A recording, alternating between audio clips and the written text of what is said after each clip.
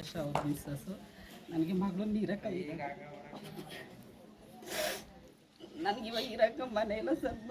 ಮನೆಗಳಿಗೆ ಇಲ್ಲೇ ಅಡುಗೆ ಮಾಡೋಕೆ ಇಲ್ಲೇ ಮನೆ ಕತೆ ಇದ್ದೀನಿ. ಇವಾಗ ಸ್ನಾನ ಮಾಡೋಕ್ಕೂ ಜಾಗ ಇಲ್ಲ ಸರ್. ನನಗೆ ಆ ಥರ ಪರಿಸ್ಥಿತಿ ಅಂದ್ಬಿಟ್ಟದ. ಇವಾಗ ನಮ್ಮ ಮನೆಯವ್ರು ಆಕ್ಸಿಡೆಂಟ್ ಬೇರೆ ಆಗ್ಬಿಟ್ಟಿದೆ.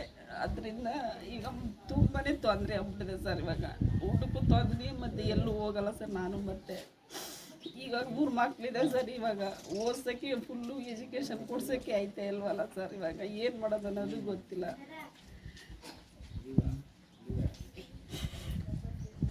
ಯಾರೋ ಮಾಡಿದ್ರು ಮನೆ ಮಾತ್ರ ಕೆಲಸ ಮಾಡ್ಕೊಂಡಿದ್ದಾರೆ.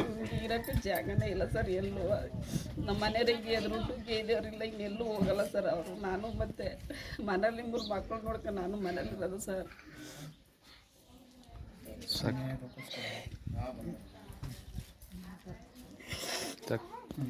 ಸಂತೇಮರಳ್ಳಿ ನಿವಾಸಿ ರಾಜೇಶ್ ಅಂತೇಳಿ.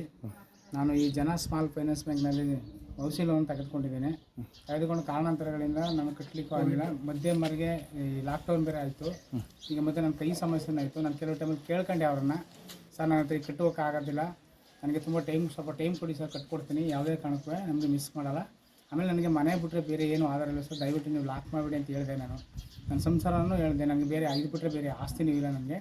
ಹಂಗಾಗಿ ನಾನು ಕೇಳ್ಕೊಂಡೆ, ದುಡಿಯೋನೊಬ್ಬ ಅಂತಲೂ ಹೇಳಿದೆ, 3 ಮಕ್ಕಳಿಗೆ ಓದ್ತೀವಿ ಅಂತಲೂ ಹೇಳಿದೆ. ಅವ್ರು ಕೇಳಲಿಲ್ಲ.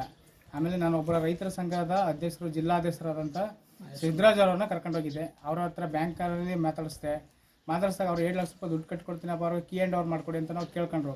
ಅವ್ರ ಮಾತಿಗೂ ಸುಧಾ ಇವರು ಬೆಲೆ ಕೊಡಲಿಲ್ಲ. ಅದಕ್ಕೆ ಹಂಗಾಗಿ ನಾವು ಇವರೇನು ಮಾಡಲಿಲ್ಲ ಸರ್. ತುಂಬ ನಾವು ನೋಡಿ, ನಮ್ಮ ಸಂಸಾರ ಇಲ್ಲಿ ಬೀದಿ ಪಾಲಾಗಿದೆ ಸರ್.